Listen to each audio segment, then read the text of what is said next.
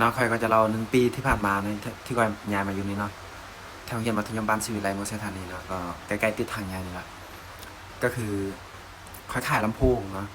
พอดีขายลำโพงก็มาฮอดเดือนสงกรานต์นี่แหละเดือน4วันที่10ปลายเนาะพอหลังจากนั้นก็บ่ได้ขายเลยแล้วมันนี้ค่อยเฮ็ดอันตัว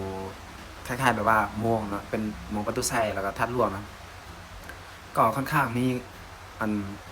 เขาก็บอกว่ามันบ่พรีเมียมแน่แล้วก็น้อยๆแต่ว่าแพงบางคนก็บอกว่ามันใหญ่ไปเนาะคือขนาดมัน60 เซนต์เนาะ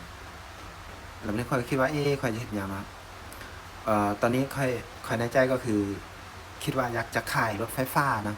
ราคาประมาณ150ปลายล้านประมาณเนี้ย157ล้านแต่ว่าตู้ทึบก็มีประมาณ79ล้านเนาะประมาณนี้เนาะแล้วเดี๋ยวค่อยจะขึ้นรูปให้เบิ่งนะแล้วก็อีกอย่างก็คือเครื่องค่อยก็มีหลายเนาะอยู่นี่มันยังก็เอามานี่เครื่องมาแต่จีนหรือว่าเครื่องค่อยเอามาแล้วบ่ได้ขายแล้วก็ตู้ลำโพงค่อยก็ยังมีอยู่นี่เนาะแต่ว่ายังบ่ได้ขายเนาะ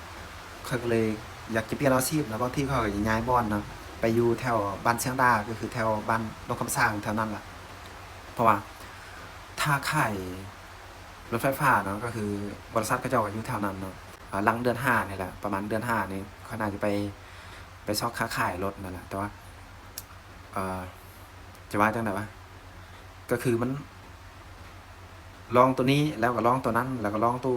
นั้นเนาะไปเรื่อยๆแบบนี้ก็บ่จักว่าตัวเองต้องการหยังหรือว่าตัวเองถนัดหรืออยากจะปักหลักอันใด